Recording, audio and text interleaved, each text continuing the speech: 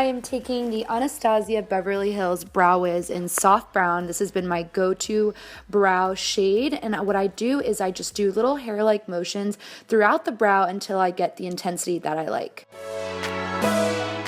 Then I'm taking a concealer. This is the Maybelline Fit Me Concealer, one of my favorites, on a small brush that is going to help highlight my brow bone. And I'm actually going to take this all around my brow to really make that pop.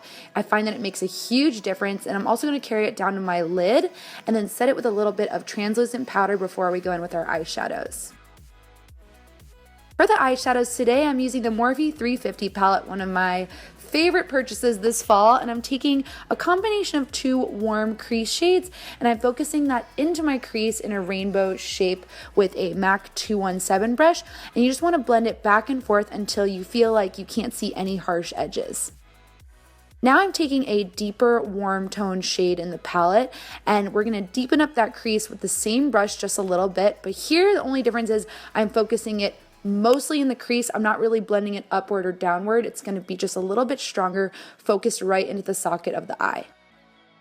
Now I'm taking CoverFX Moonlight highlighter. It's the liquid illuminator. I love these, and especially to highlight my eyes on the brow bone and the inner corner. Look how intense and beautiful that is.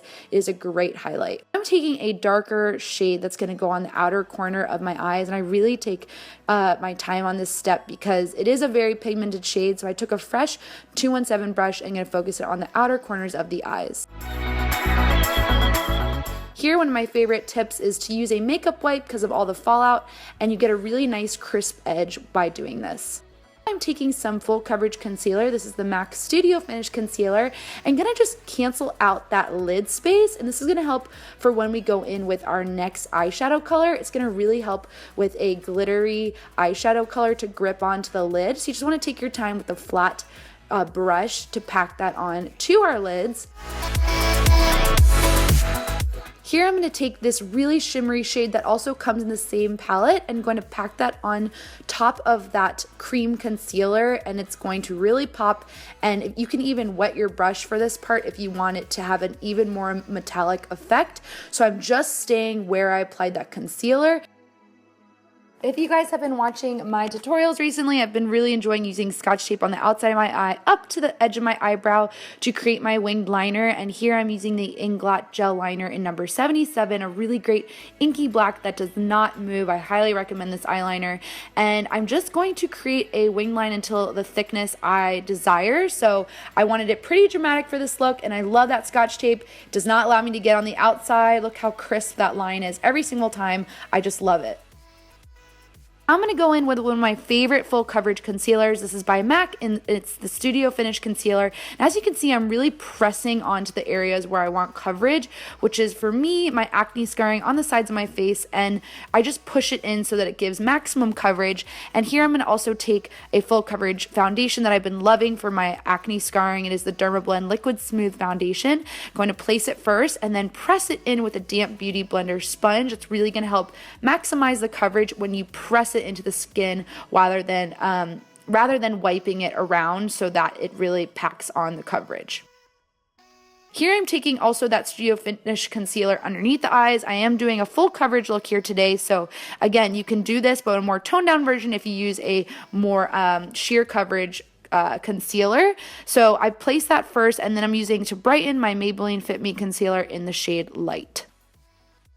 Now I'm going to contour using a cream contour that I have been loving by CoverFX. It's in the shade number 4. The shade has been really working for me well, and I just kind of go on the outside in the frame of my face where I want a little bit of bronzing. And then what I do is go in with my damp beauty blender again and press that contour in first. The concealer is not touched yet, so I just want to use the bottom of the beauty blender to push that in all around the frames of my face. And once I feel like that's nice and blended, I can flip over the beauty blender and work that concealer and highlight color really into the skin. As you can see, I'm taking my time to really push that in so I get the best coverage. I did decide to bake with my favorite baking powder. This is the RCMA translucent powder. No flashback with this. I have loved it ever since I purchased it a couple of months ago. You just want to press that in so that it makes the concealer set. And I also decided to bake my contour, which is just going to help chisel out those cheekbones a little more, just an extra step, but if you want to do this, it's a fun step as always to do. And then I decided to take the ItCosmetics CC powder in the shade Tan. I've been enjoying using this as my bronzer, and then I also use whatever's left on my brush to just dust away my bake. Just going to coat up my lashes before we go in with some falsies.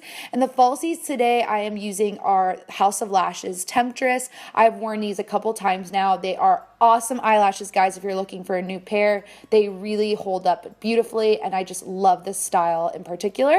And then after that, I decided to carry a little bit of that recent darker eyeshadow underneath the eye to warm it up down there and just make it a little more smoky. So I just love that, and then I added some mascara on the bottom as well to enhance that.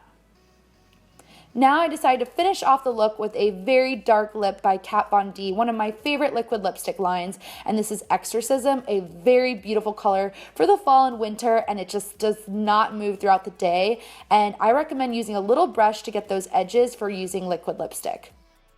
Well, there you have it, guys. That is going to complete this makeup tutorial. I hope you all enjoyed it. Please give it a thumbs up if you did. Thank you guys so much for joining me here as always, and I look forward to seeing you all next time. Take care. Bye!